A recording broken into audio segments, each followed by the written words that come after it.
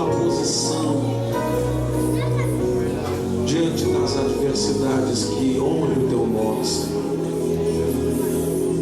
Senhor, ajuda-nos a termos uma reação que te agrade, Senhor, diante das adversidades. Nós queremos poder honrar o teu nome, Senhor, glorificar o teu nome, mesmo quando tudo diga não. Nós queremos dizer sim ao teu nome, Pai, em nome de Jesus. Amém. Vamos aplaudir ao Senhor.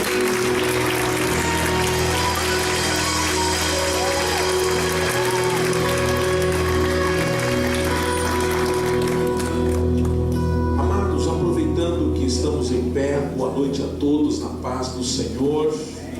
Vamos ler Marcos, por favor, o Evangelho que escreve Marcos, capítulo 5. Eu acho que o confio está melhor. Eu acho que esse aí está melhor. Marcos, capítulo 5, versículo 21. Libera esse para mim, por favor, filho. Espinhei. Marcos, capítulo 5, versículo 21. Vamos ler o verso 22, vamos ler o verso 23 e depois nós vamos ler os versos 35 a seguir. Capítulo 5, versículos 21, 22 e 23. Depois a gente para e vai para o 35. Passando Jesus outra vez num barco para o outro lado, ajuntou-se a ele uma grande multidão, e ele estava junto do mar. E eis que chegou um dos principais da sinagoga, por nome Jairo, e vendo-o, prostrou-se aos seus pés e rogava-lhe muito, dizendo: minha filha está moribunda. Como é que diz ali? Minha filha está morrendo. Vem, por favor, e impõe as mãos sobre ela, para que seja curada e que viva. Vamos para o verso 35. Diz assim: e estando ainda falando, chegaram alguns do principal da sinagoga, a quem disseram: a tua filha está morta, por que enfadas? Não precisa mais incomodar o mestre.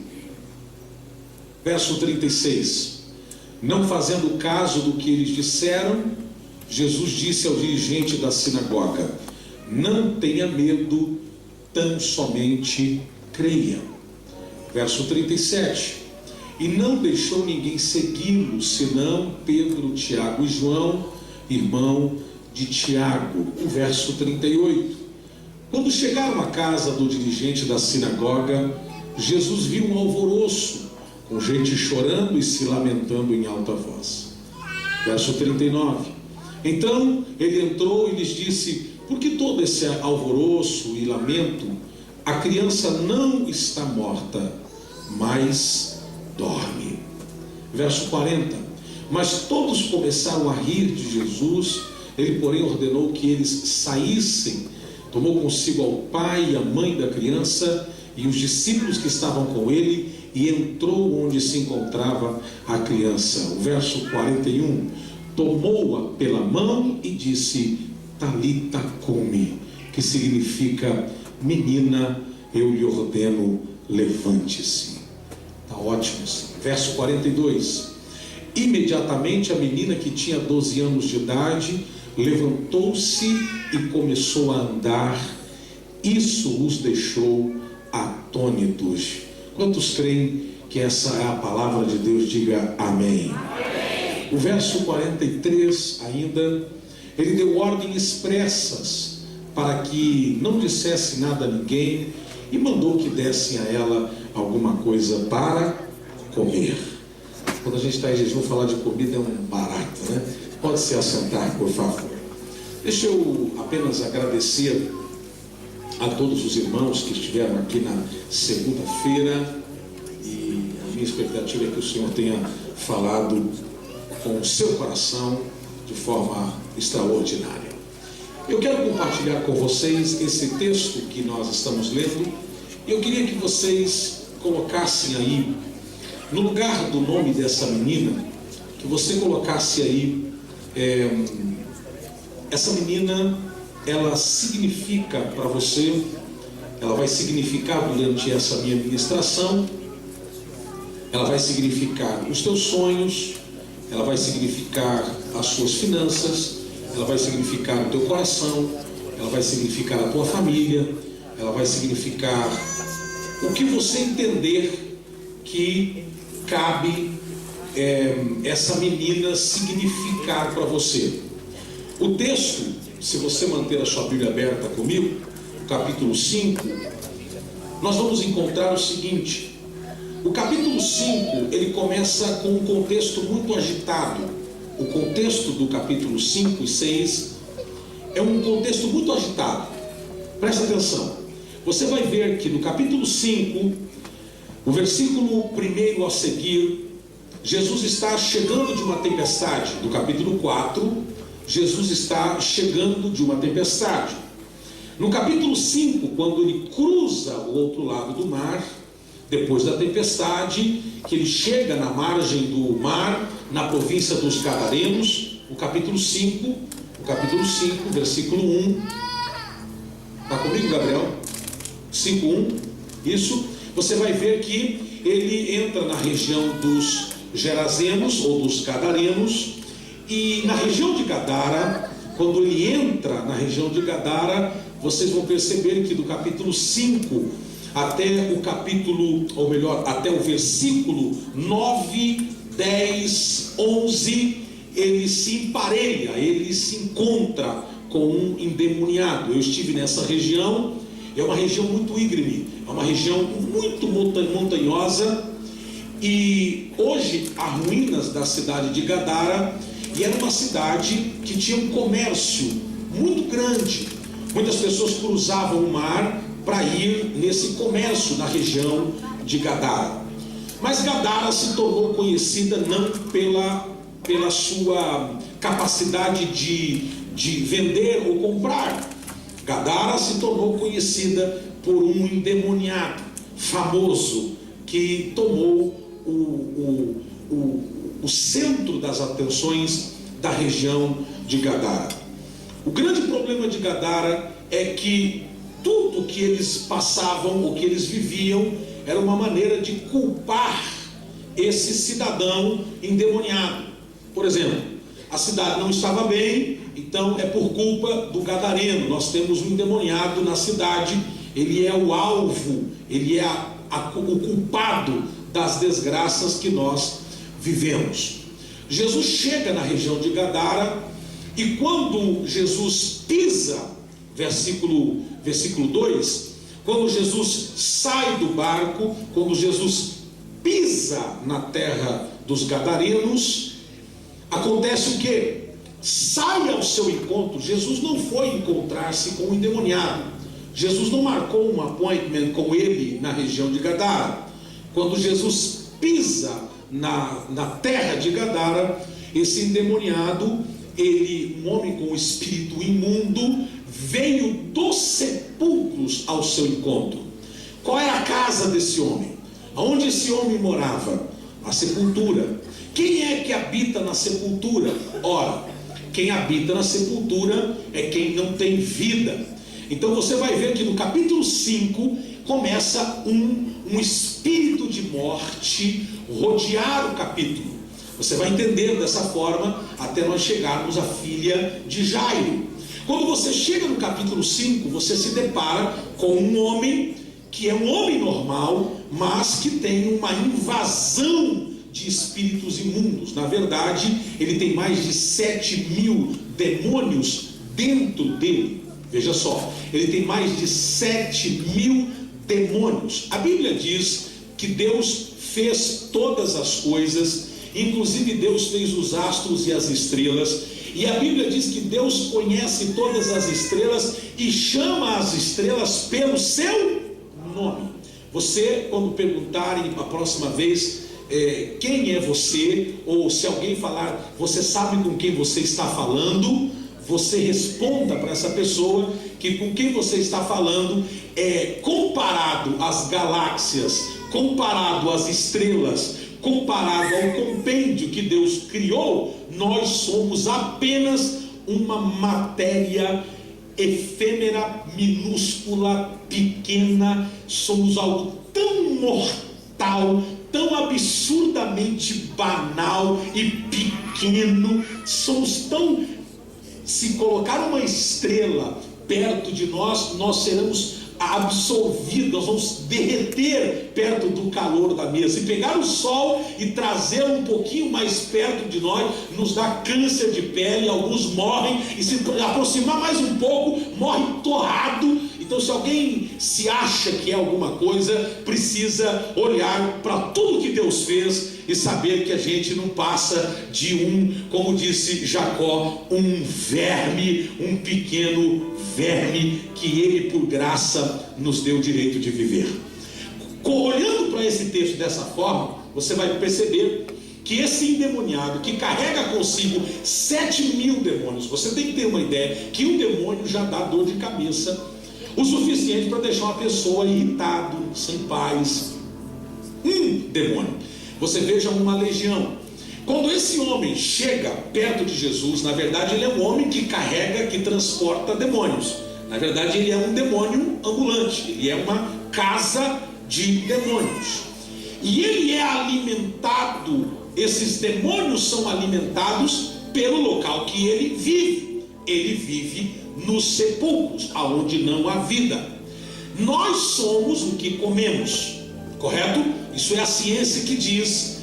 Isso você não precisa ser um biólogo, você não precisa ser um expert, um médico, um profissional na área da saúde para saber que nós somos o que comemos. Então, se você come bem, você é aquilo que você come. Se você come mal, você é aquilo, enfim, que você... Um homem fez um teste e ele decidiu comer hambúrguer do McDonald's por um ano. Ele decidiu comer só hambúrguer por um ano. E ele então fez a medição de todos os seus, de toda a sua saúde, fez um check-up antes e depois, 12 meses depois, ele fez outro check-up. É um absurdo. E aí o médico diz: esse lanche, esse sanduíche, não era contra o McDonald's, embora o Jamie Oliver ganhou uma ação que ele fez contra o McDonald's, comprovando que o McDonald's, que a comida, que o lanche que nós comemos é um lixo para a nossa saúde. Mas aqui ninguém está querendo detonar o McDonald's, até porque depois do culto eu estou sem esposa, nós vamos ter que passar lá com as crianças. Então, escute só, a questão primordial é você entender que nós somos o que comemos. Aonde esses demônios eram alimentados? Eram alimentados na sepultura, eram alimentados aonde não há vida. Entenda o que eu vou dizer. Você é vivo, se você habita onde não há vida, você vai acabar assimilando a falta de vida. Isso é natural. O convívio traz para você aquilo que você é.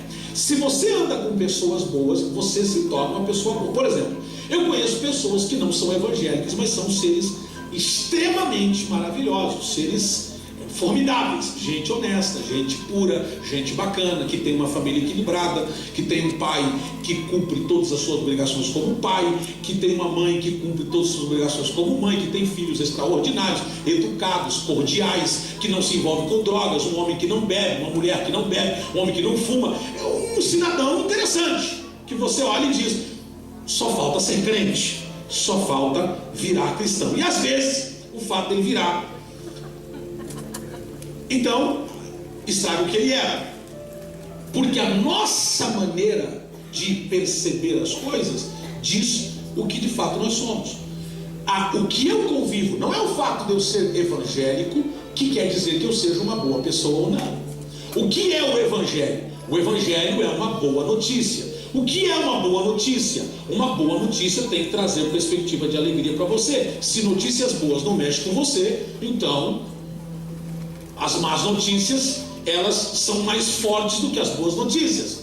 O Evangelho é uma mudança de comportamento. Jesus falou sobre a metamorfose, ele usou a expressão metanoia, a transformação. Paulo usa essa mesma expressão para explicar sobre o processo de transformação que um cristão vive quando ele sai do mundo e se torna uma nova criatura em Jesus. Agora, veja bem, esse homem é um jovem comum, ele é um moço, ele é um senhor, ele é um jovem que tem vida, mas que está inundado pela convivência. Ele mora nas sepulturas.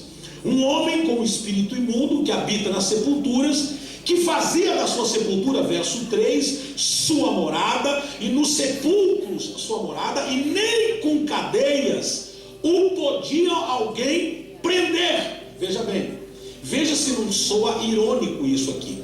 Olha bem, um homem que vivia nos sepulcros, ninguém conseguia prendê-lo. Ninguém conseguia o quê? Prendê-lo. O Evangelho não nos liberta? Sim ou não? Olha interessante. Esse homem está livre. Esse homem não só está livre, que ninguém consegue prendê-lo. Ele está livre.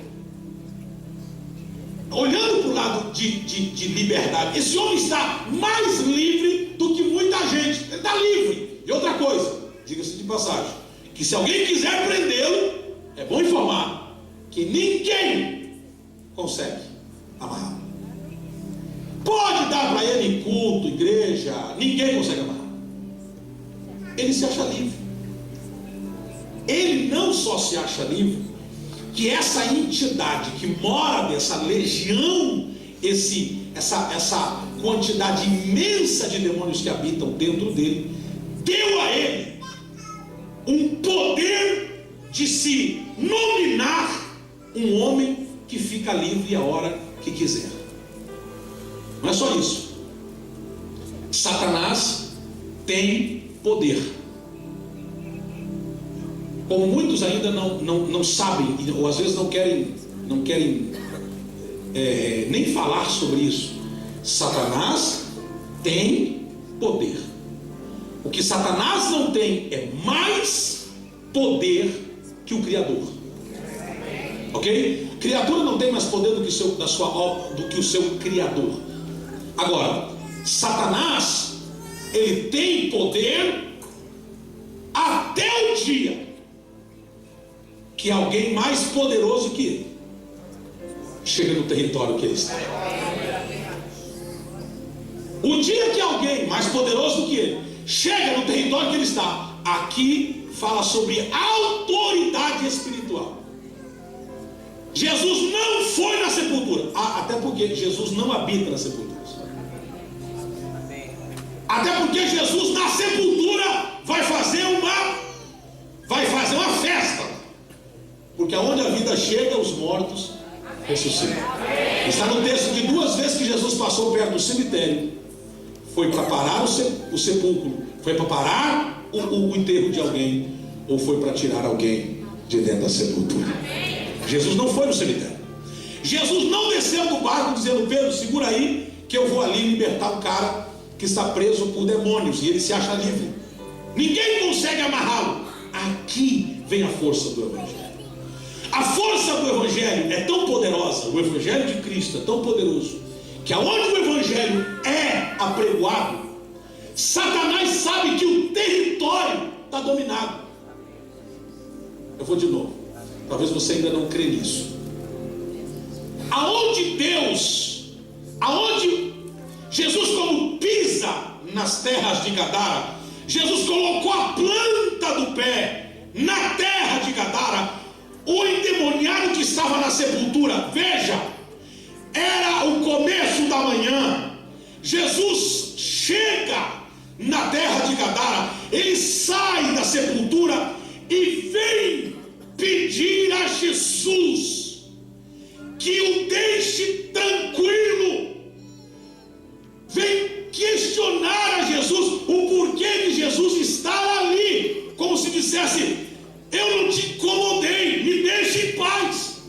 Por mais que Jesus não foi para Gadara para libertar esse cara. Quando Jesus pisou em Gadara, o território era dele. E Satanás sabe que na briga de territórios, quem ganha é Cristo. Satanás teve que vir e pedir autorização. O texto é mais violento.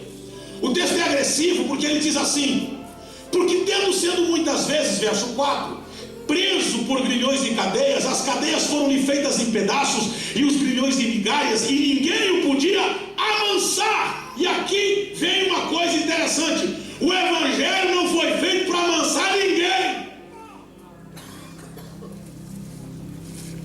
Lembro de uma vez que no bar, nós morávamos ao lado de um bar, e um dia, era uma madrugada, uma pessoa, a polícia chegou, aquelas caravans que tinham os camburões, né? Não era nem caravã, era uma veraneio. E o camburão, veraneio, uma caminhoneta. E eu lembro como se fosse hoje, eu não lembro o horário, mas eu lembro que a polícia entrou no bar arrastando um cara e tentando trazê-lo, e eram vários policiais tentando fazer ele entrar no camburão, e não conseguiam parar, e davam-lhe cacetadas, né, no cidadão, e não conseguia fazê-lo parar. E eu lembro que o meu pai saiu de casa, eu lembro como se fosse hoje, e pediu para os guardas se podia orar pelo cara. Os guardas ali dando cacetetada no cara, batendo nele, falou: que orar, meu senhor? Quer orar aqui? Esse cara está bêbado e tal. Quando o cara ouviu a voz do meu pai, o cara parou e disse: deixa ele orar. Aleluia. Foi no lance que ele parou, os guardas enfiaram ele dentro do camburão. E os guardas disseram ao meu pai: o senhor poderia nos acompanhar à delegacia?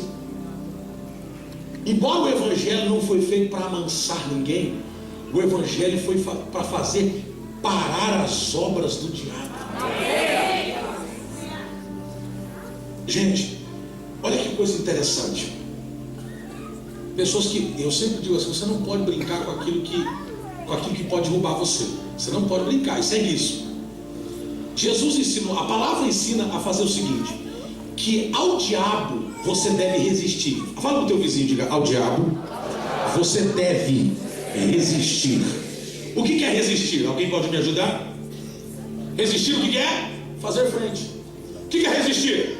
Encarar. O que é resistir? Daqui você não passa. Ok? Hã? Amém ou não? Você topa isso ou não? Ok. A Bíblia diz que ao diabo você deve resistir. O texto diz: resistir ao diabo e ele fugirá de vós. Por quê? Porque o diabo sabe que na guerra entre ele e Deus, a vitória já é de Deus. Agora, olha o que a palavra diz: a carne, você não deve encarar ela. A Bíblia diz: fuja da carne. Interessante isso? Não, Jesus falou que é para encarar. Não, o diabo você encara, a tentação você foge.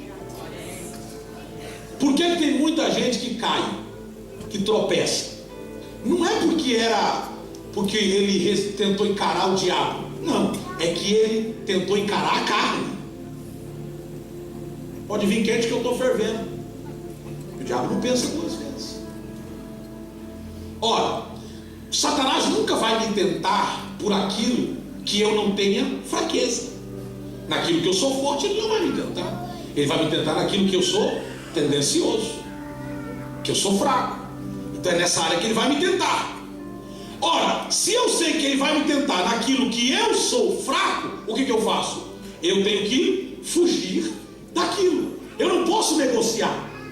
Sansão foi negociar com o diabo, e todas as vezes que ele enfrentou o diabo, ele venceu. Todas as vezes.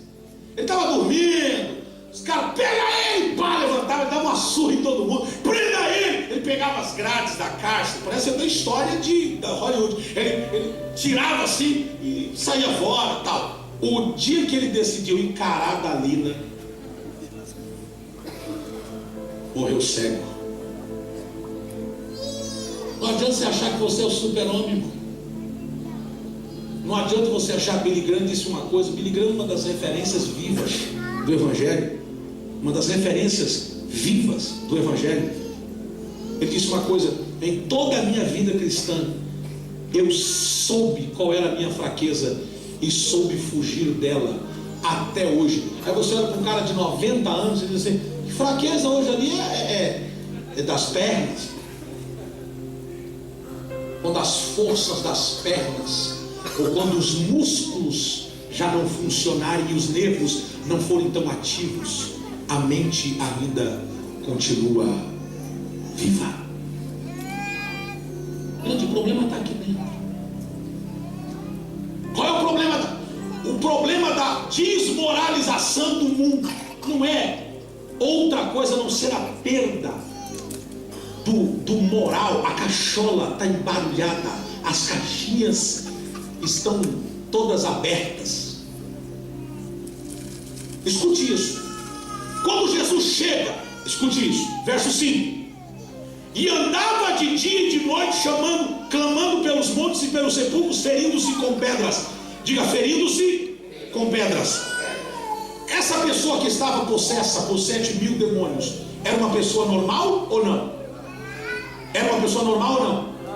Era uma pessoa normal. Eu acabei de dizer que ele era uma pessoa normal. Ele estava possesso, mas era uma pessoa normal. E olha como o diabo faz. Faz que ele saia pelos caminhos e pelos montes, fazendo o quê? Pegando pedras e ferindo-se. Por quê?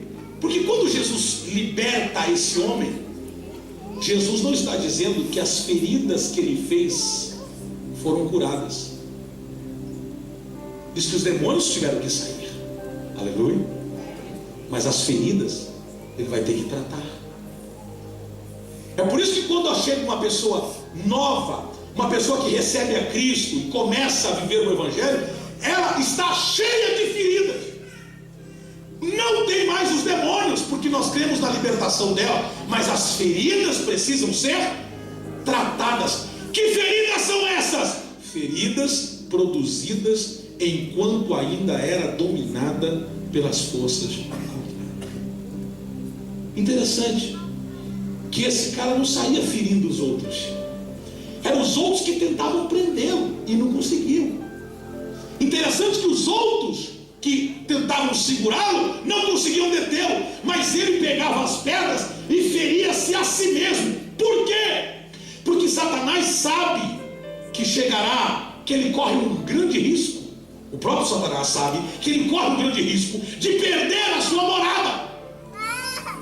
E a única forma que Satanás tem de voltar a habitar numa pessoa é deixando-lhe marcas do passado, para que quando ele saia, as marcas do passado fiquem, e através das marcas do passado possa criar legalidade para ele voltar.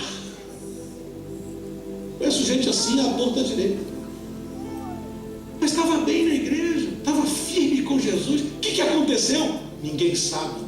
Checa as feridas, checa o nível de leprosidade que ele ainda estava. Por isso que o pastor das 100 ovelhas, que Jesus conta a parábola, diz que pegou as 99, deixou-as guardadas. Deixou quem? Guardadas. E saiu em busca de quem? Daquela que se feriu. Por quê? Porque ele não quer que amanhã, quando ele chegue diante do Senhor, ele diga assim: Senhor, ela simplesmente desviou-se. E o Senhor vai dizer: ela estava ferida.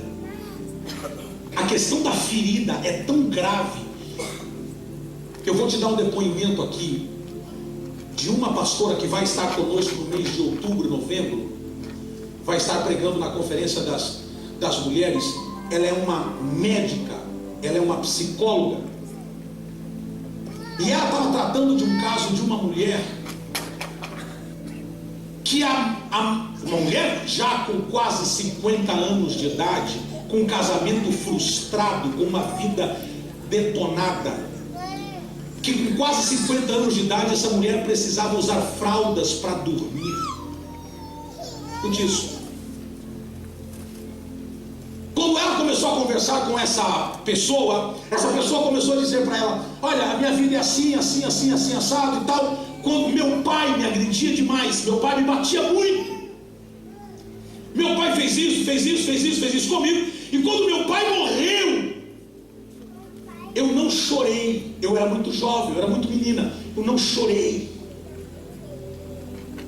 E a partir daquele dia, eu nunca mais parei de urinar na cama. E a médica então, pastora, psicóloga, disse: você não chora com os olhos, mas você tem um descontrole, você chora de outra maneira. Escute isso aqui. Me fale mais dessas feridas que não foram tratadas. E ela então expôs sua lepra. E através da palavra, essa mulher foi liberta. E não só liberta, que a partir dos 51 anos de vida, ela nunca mais teve a necessidade de usar fraldas. Ela já havia perdido um casamento por culpa disso. Ela já tinha perdido a companhia dos próprios filhos pelo próprio estado. E ninguém consegue entender se você não abrir as feridas. Tem uma pancada de gente que não consegue fluir, porque não consegue abrir. E nós não estamos falando de terceira, quarta geração, nós estamos falando da sua vida, da sua identidade. Veja que Jesus não parou para sentar com esse cara para conversar quem é que fez isso com você, o que é que... Não, simplesmente Jesus pisou na cidade, e esse cara, quando viu Jesus ao longe, escute isso, andava de dia e noite, verso 5, chamando pelos montes, pelos sepulcros e ferindo-se com pedras, e quando viu Jesus ao longe, correu e adorou. E no verso 6 você diz: mas ele foi com uma atitude interessante. O verso 7 você vê: e chamando com grande voz disse: que tenho eu contigo, Jesus, Filho do Deus Todo-Poderoso. Conjuro-te por Deus que não me atormentes. Olha a visão de tormento. 7.000 demônios não atormenta tanto quanto a presença de Jesus atormenta 7.000 demônios. Eu vou de novo. Eu estou dizendo que 7.000 demônios não tormenta o tanto que para Jesus pode significar para 7.000 demônios uma grande tormenta. Quando Jesus olha para aquele homem, vê um homem e tem uma legião. E quando esse demônio olha para Jesus, vê o Todo-Poderoso, e Satanás tem que dobrar o joelho e adorá-lo, mesmo não querendo. Prostrado o adora e diz: conjuro-te que me deixes, que não me atormentes. Rogo-te por Deus que não me atormentes. Satanás sabe que o que Jesus pode fazer na vida de alguém tomado por uma legião pode ser uma grande tormenta para o diabo. Essa tormenta vai produzir libertação. Agora olha o texto. O verso 9. O verso 8 dizia: porque ele dizia: sai deste homem, espírito imundo. No verso 9 perguntou-lhe: qual é o teu nome? Diga comigo assim: identidade. Fale mais alto: identidade precisa ser revelada. Qual é o teu nome? Se mostra para mim ali, meu filho, por favor. Senão eu vou trazer a caixa lá para trás de mim. E perguntou-lhe: qual é o teu nome? Qual é o seu nome? E o diabo tem que abrir. Diga Satanás. Fala mais alto, não tenha medo. Diga: Satanás tem que abrir. Não tem conversa. Jesus, ele nem mandou, Jesus pediu. Jesus perguntou. Satanás tem que abrir, porque não tem como. Ele é o Todo-Poderoso. A Bíblia diz que o próprio Senhor A ele foi dado todo o poder nos céus e na terra. Ele está revestido de poder e de autoridade. Qual é o teu nome? Veja o verso 8, por favor. O verso 8 diz que Jesus estava dizendo: sai deste homem, espírito imundo. Jesus estava dizendo: sai deste homem, espírito imundo. Mas o verso 9 diz que Jesus para de dizer isso e Jesus faz uma pergunta. Ou seja, eu não vou mandar aleatoriamente, eu quero um nome, porque através do nome está a identidade, e na identidade você sara a pessoa. Essa é a cura da identidade. Aí ele diz: meu nome é Legião. Você acha que ele falou sorrindo para Jesus? Tipo, meu nome é Legião, muito prazer, qual é o seu nome? Jesus de Nazaré? Não, ele tem que soltar. Meu nome é Legião, porque somos muitos. Jesus era quantos? Um só. Os discípulos não estão nem entraram. Os discípulos estão só com os olhos arregalados, dizendo o que ele vai fazer. Sempre foi assim. Inclusive os fariseus questionavam a respeito dessa atitude dos discípulos. Por que você jejua e eles não? Por que você e eles ficam só de olho? E Jesus falou assim: enquanto eu estiver com eles, vai ser desse jeito. Mas quando eu for, eles têm alguém para imitar. Aí quando eu não estiver aqui, eles vão decorrer atrás. E olha, meu nome é Legião, respondeu porque somos muito, verso 10. E aqui está a chave. E implorava a Jesus com o quê? Que não mandasse sair. E agora eu quero que você leia com força para mim. Daquele corpo? De que ele estava dizendo? Daquela região. É porque o diabo sabe que se você for livre, a sua casa vai ser livre. O diabo sabe que se Jesus libertar você através de... Oh, aleluia! Alguém recebe essa palavra? O diabo sabe que se você for liberto através da sua vida, a mensagem vai passar. Ele não está querendo dizer: liberta só esse homem, fica só nessa. Não, ele diz: não me tire da região. Eu sou alimentado pela região. Eu como os cadáveres da religião. Eu vivo da região e da religião. Eu sou alimentado por eles. Se você me tira da região, eu perco espaço. Eu vim dizer que Jesus veio tirar o espaço do diabo hoje. Da região da sua casa, da região da sua família. Não interessa o que você viveu ontem. Ele chegou, pisou na região. E se ele pisou, ele está declarando esse solo. Aleluia. Você crê no que eu estou ministrando aqui? Ele implorava Jesus com insistência: não me mande sair da região. Agora o verso 11, quando ele declara tudo isso, uma grande manada de porcos estavam passando numa colina próxima.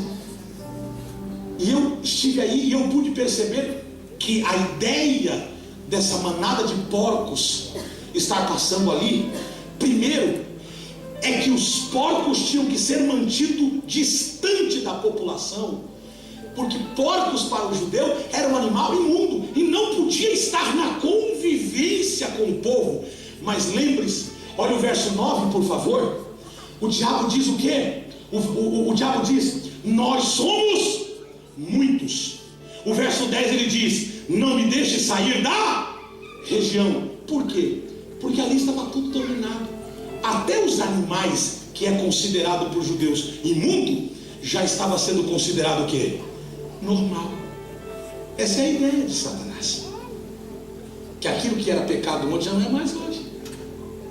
A gente se acostuma com os porcos. A gente se acostuma com os porcos, irmãos. Porco na cama, porco na sala. Eu li um livro chamado Porcos na Sala, e duas revelações me impressionou nesse livro. E eu li a primeira vez, eu estava no seminário, depois eu li uma outra versão, e ele diz assim: o grande problema não é porcos, o grande problema é acostumar-se com eles. Porcos comem o quê? Alguém pode me ajudar? Você não tem convivência assim tanto para... Alguém pode me ajudar? Come o quê? Come o que você dá. Jesus falou que eles comem até pérolas. Porcos são alimentados das nossas lavagens. Porcos só sobrevivem aonde alguém pode dar o que resta para ele. Os porcos estão felizes porque aquela região é uma região onde alimenta eles. São porcos gordinhos. Eu não estava lá, mas eu posso imaginar que, no entanto, quando o diabo viu a manada, ele pensou no quê? Ele me autoriza a ir para os porcos. Os porcos voltam para a cidade. Eu continuo dominando mesmo no animal irracional, mas eu habito ali ainda. Ele não esperava que os animais se precipitassem e morressem afogados. Jesus não vai libertar um cidadão para deixar ele, os demônios, em stand-by, uma pausa nos demônios. Vou libertar hoje, mas deixa uma pausa e amanhã eu solto mais, ou amanhã eu despauso. Não. No entanto, que quando os animais recebem, é uma manada, são inúmeros porcos. Quando recebem a invasão dos espíritos, os porcos fazem o quê? Fazem o contra-regra. Porcos não gostam de água. Tem alguém aqui? O diabo, ele é contra a regra. Ele é um quebra-princípios.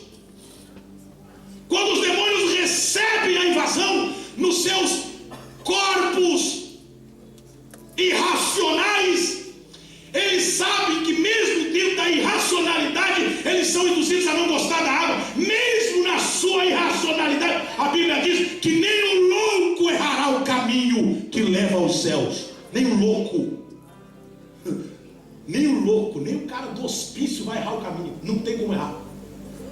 Então, claro que é o caminho que leva ao céu. Satanás também sabe disso. E quando os demônios invadem a manada faz o contracaminho. Eles estão subindo, eles estão indo pela montanha, e agora eles olham para o mar e dizem: é lá que a gente quer ir. E eles se precipitam ao mar e morrem afogados. Agora olha, interessante. Os que cuidavam dos porcos subiu para os mercados de Gadara, dizendo o quê? Jesus acabou de libertar o gadareno, a cidade está livre. Não, ele acabou de subir e dizer: e os que cuidavam dos porcos fugiram e contaram esses fatos na cidade e nos campos. E o povo foi ver o que havia acontecido. Verso 15, por favor. Quando se aproximaram de Jesus, viram ali um homem que fora possesso da legião de demônios, assentado, vestido em perfeito juízo, e se alegraram. Não? O que diz ali? E ficaram com medo. E qual é esse medo? Não é o medo do temor, é o medo de que, se ele fez isso com os porcos, imagina o que ele pode fazer comigo. Fora que Jesus destruiu o maior mercado ilícito de Gadara, cuidar de porcos. Fora que Jesus não libertou só um cara ou só uma família, Jesus libertou a região. Por isso que eu creio que quando ele chega, aleluia. Porque quando Jesus encontrou aquele menino, filho da viúva, que estava deitado no esquife, indo para a sepultura, por que Jesus não tocou no corpo do menino?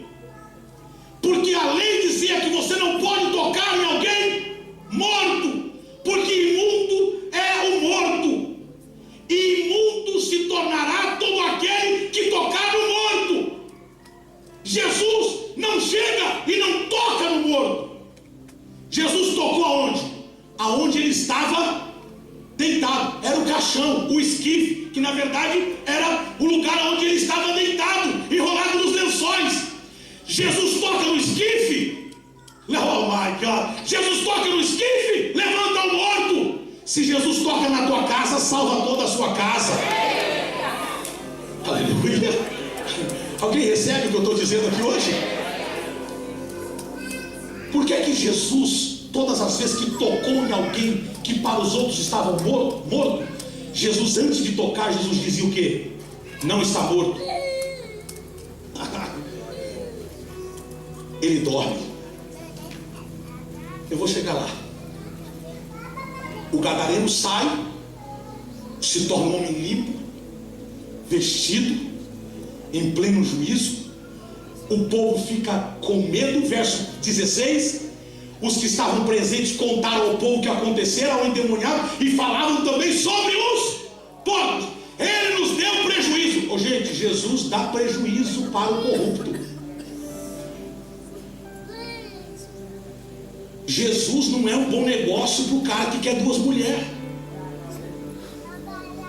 Só entre nós aqui.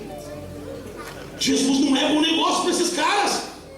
Jesus não é bom negócio para o safado.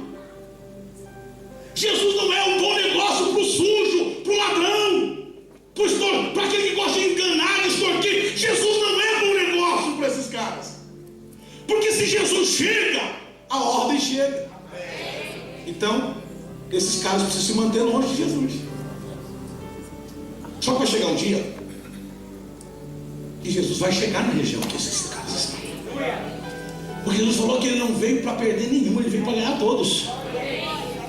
E quando ele chega na região, veja, ele não foi no cemitério chamar o gadareno.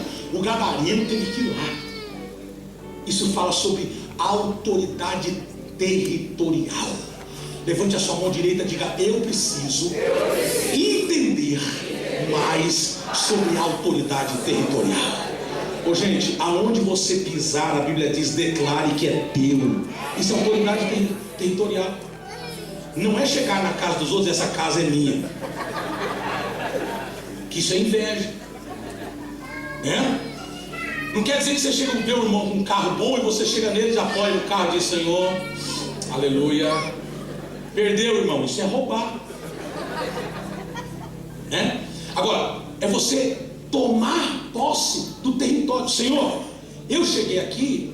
Eu lembro que quando eu fui à África, eu fiquei hospedado num lugar, no melhor lugar da cidade. E a energia ia até 7 horas da noite.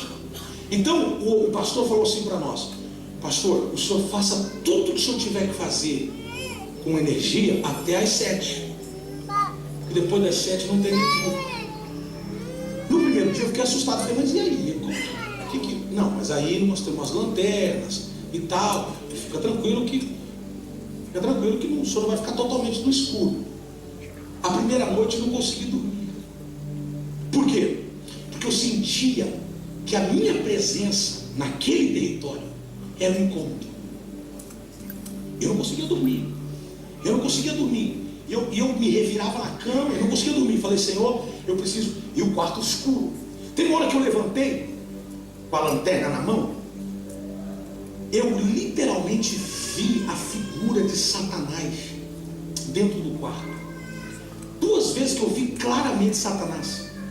Essa foi uma das vezes. E quando eu fui no retiro de jejum e oração, que eu fui para as montanhas, eu levei 2 obreiros comigo, salvo engano, o pastor Alisson e mais um obreiro, e eu fui orar de madrugada, e eu vi Satanás, um ser gigante, urinando, parecia uma cachoeira. E eu cheguei aqui no domingo pela manhã e contei que enquanto eu via aquele demônio, eu me afastava, porque eu tinha medo, porque aquilo respingava, e aquilo, parece que aquela urina ia me engolir, ia me inundar, ia inundar a montanha.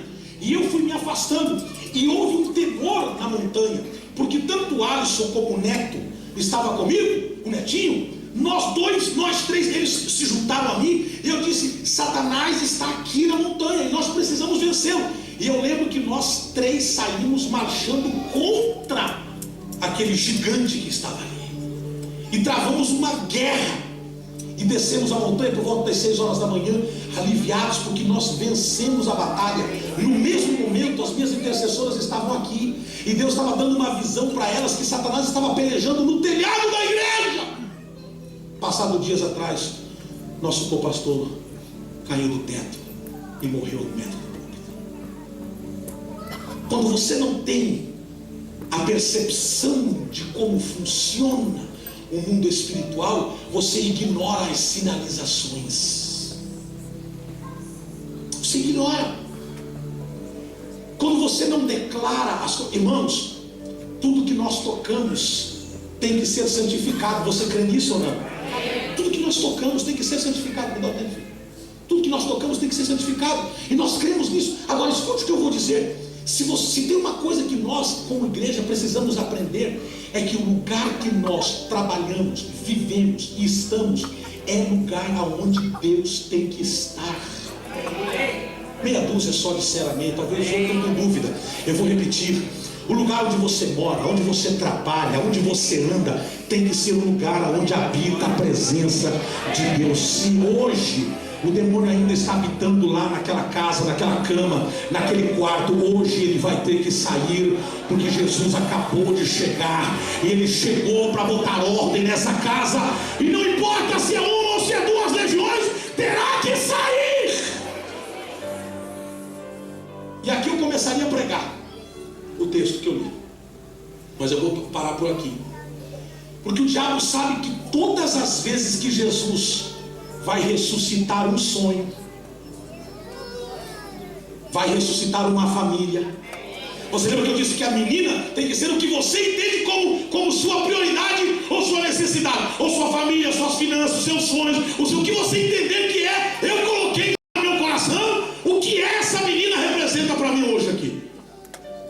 Quando eu escrevi essa mensagem, eu coloquei aqui escrito o que ela representa para mim. Todas as vezes que Jesus desembarcou para ir levantar uma menina morta, um sonho morto, uma família morta, um filho morto, uma esposa morta, o diabo quer parar Jesus na beira do mar para Jesus voltar.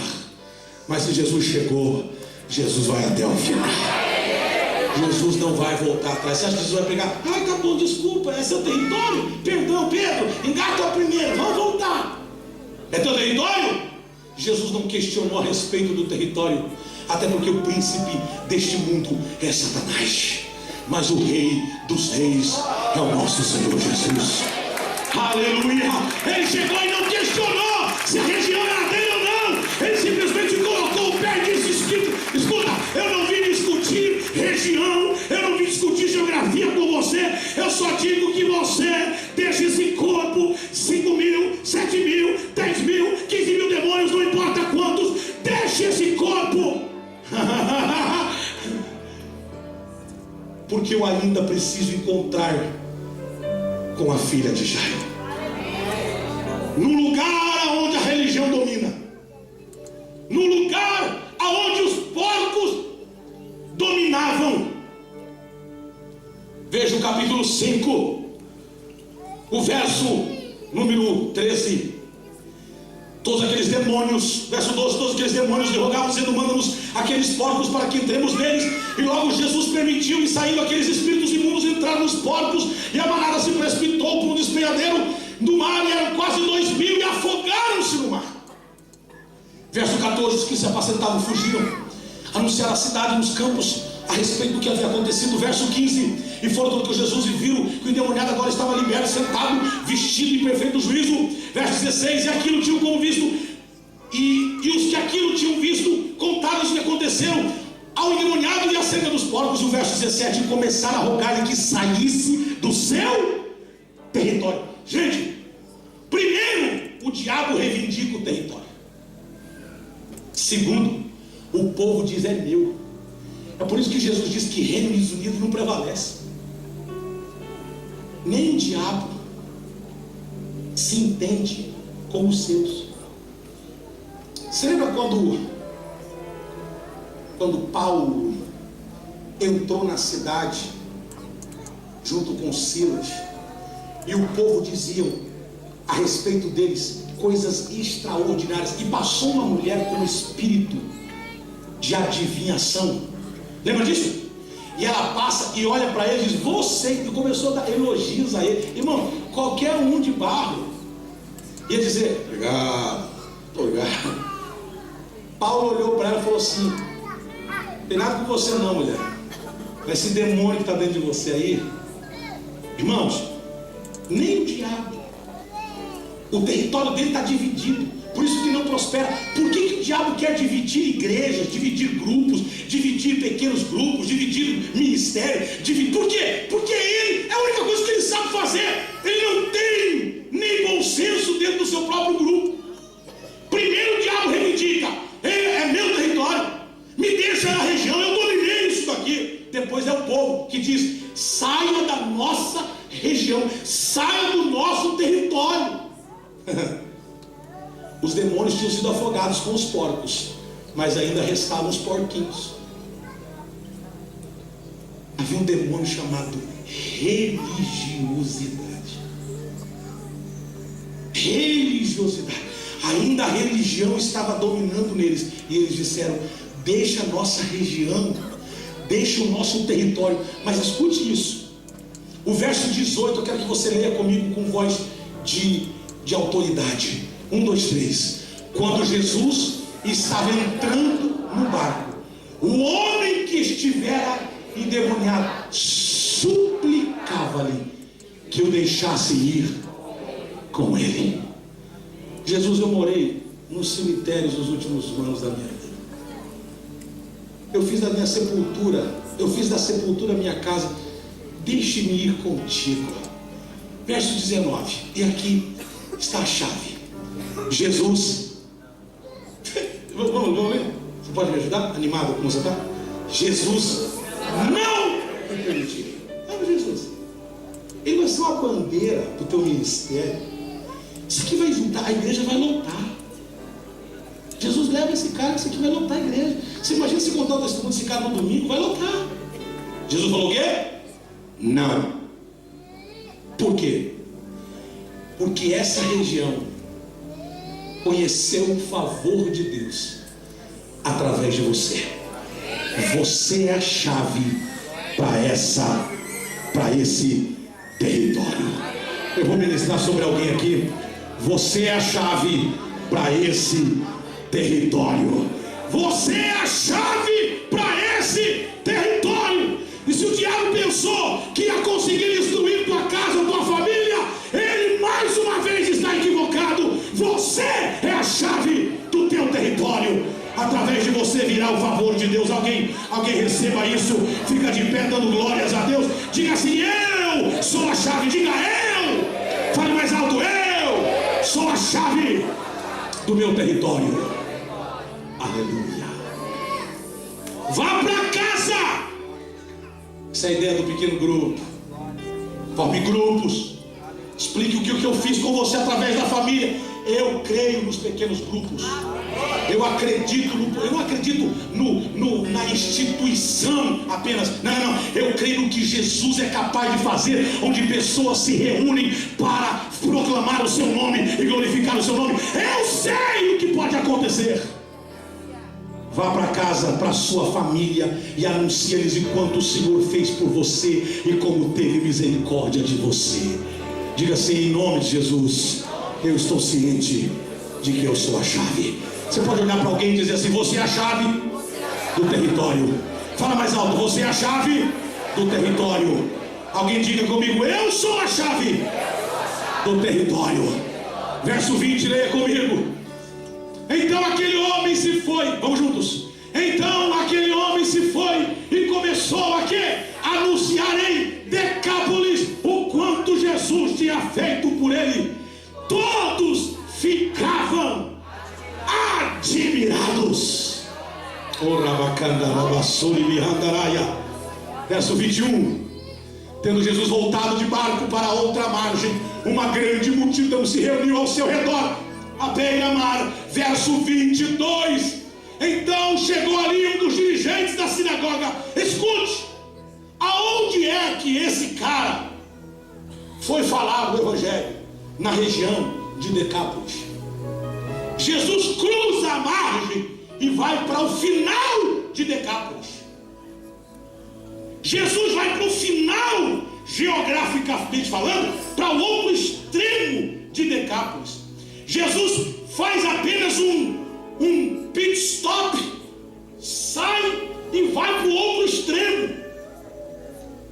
Jesus não faz questão de anunciar nada dentro daquele espaço em que ele anda de barco. Ele vai para a ponta, porque esse espaço até a ponta tem alguém que já vai fazer isso. O gadareno vai fazer isso, ou melhor, o ex-gadara. Agora o liberto. Quando Jesus chega na outra região, e é cada uma chegada um flash. Vendo Jesus, o dirigente da sinagoga, o pastor da igreja, na verdade, da sinagoga, aqui está falando do sacerdote da sinagoga. Você sabe que Jesus era considerado um sacerdote que não tinha terminado a escola. É por isso que Jesus nunca teve uma sinagoga própria, porque para ele Jesus não tinha terminado o curso de sacerdote. Então Jesus não tinha direito de ter uma sinagoga. Mas esse Jairo tem uma sinagoga. Qual é a visão que você tem? No texto onde ele chega do outro lado da margem, na região de Gadara, e agora ele está chegando no outro extremo, o diabo vem e faz o quê? Se prostra e adora. Agora chegou o dirigente da sinagoga, se prostra e adora. Ô gente, você diz, mas que extremo, hein? Na verdade, está muito parecido. Porque lá tem um demônio que é 7.000, exposto, explícito, aberto, que diz, somos legião. Aqui tem um enrustido na religiosidade. Jairo é um líder de uma sinagoga, e eles são chamados o nariz empinado. É os caras que sabem tudo, eles que mais questionam a Jesus. Mas ele gastou tudo que tinha, todo o sermão, toda oração, não conseguiu trazer saúde para a filha dele. Quando Jesus chegou, ele ajoelhou prostrado diante do Senhor e disse, Senhor,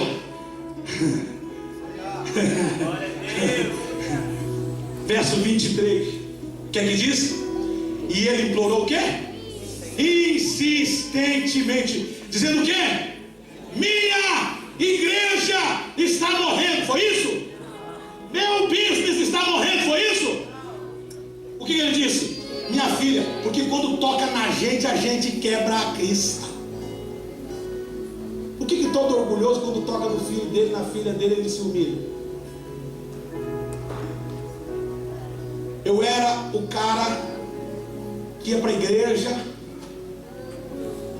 eu e minha esposa, recém-casados, brigávamos igual gato. Não, gato, cachorro não brigava perto de nós.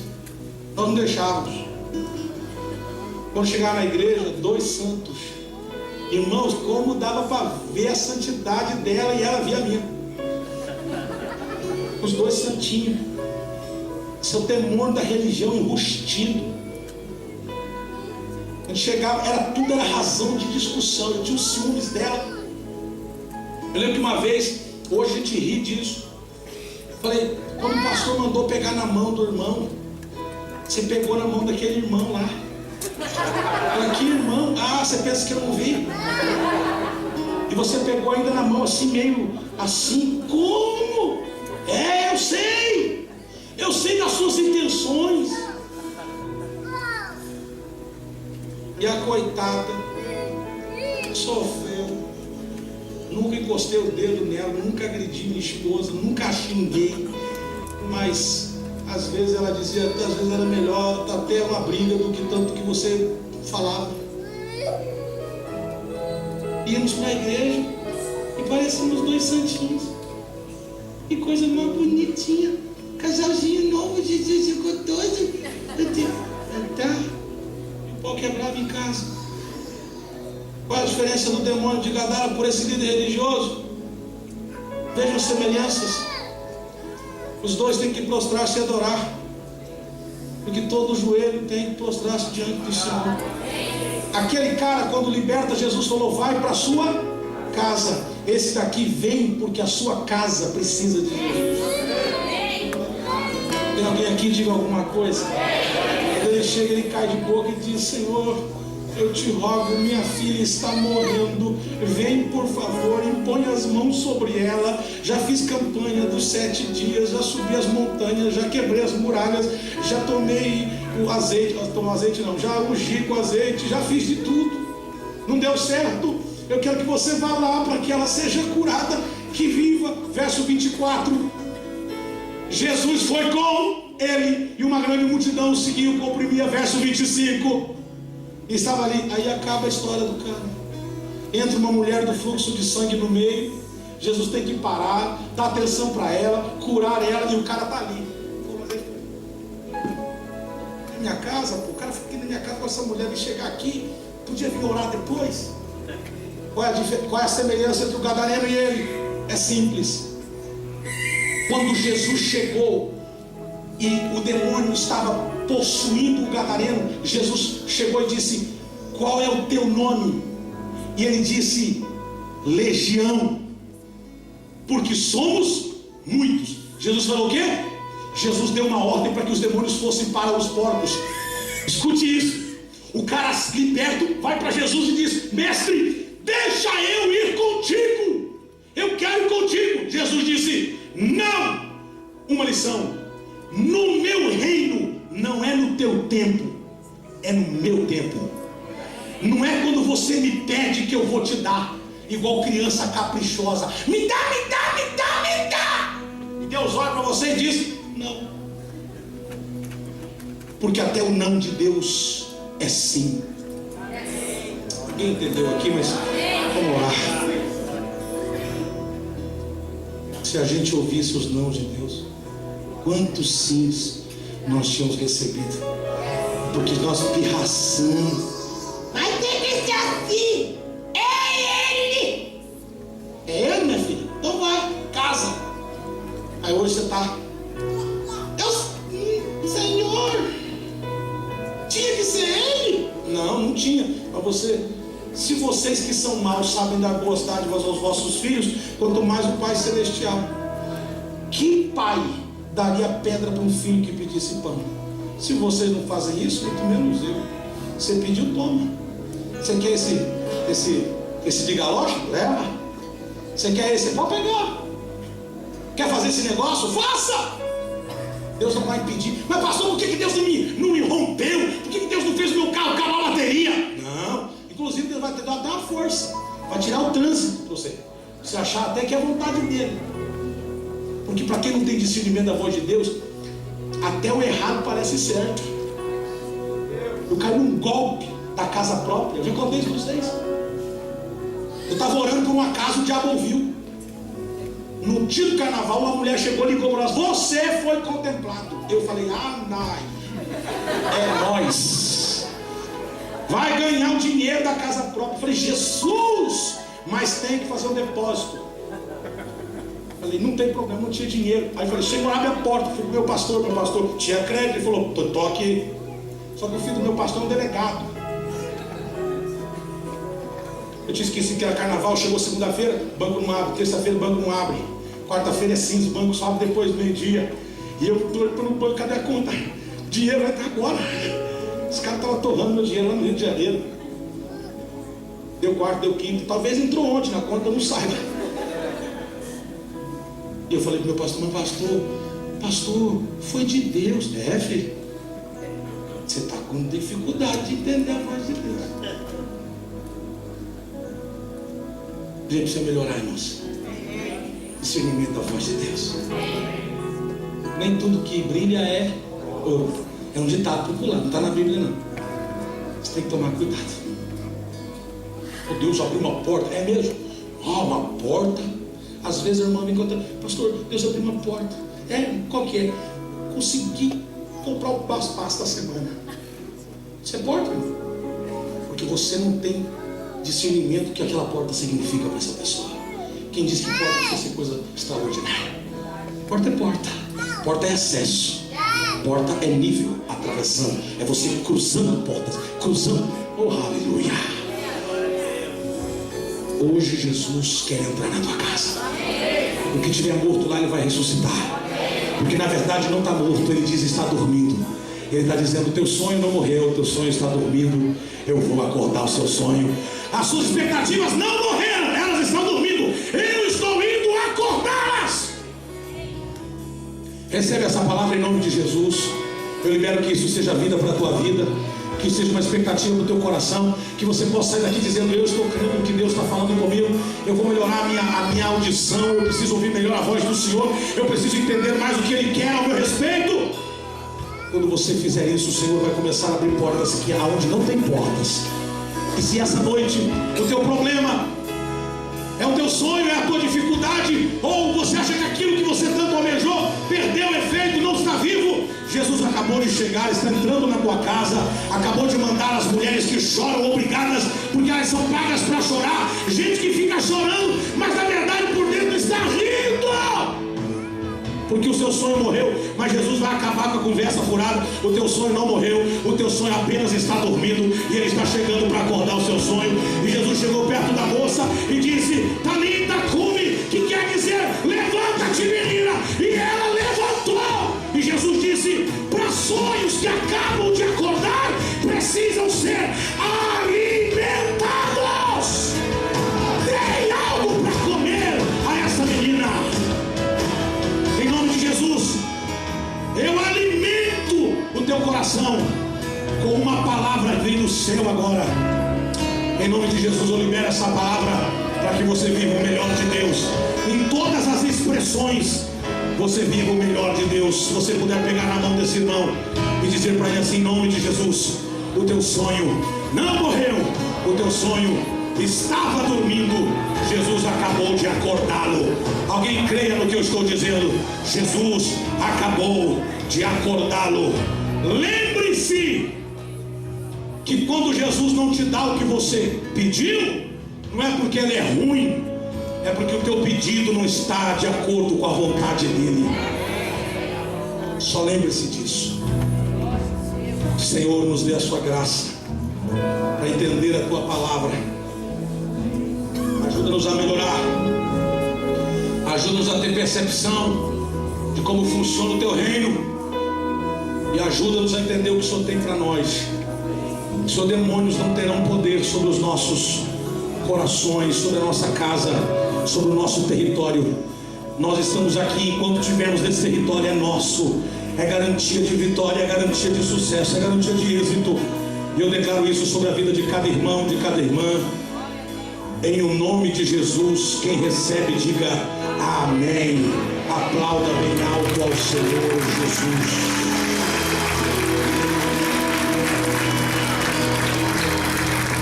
Olha para esse irmão, dá um high five nele e diga assim: o seu sonho acabou de acordar.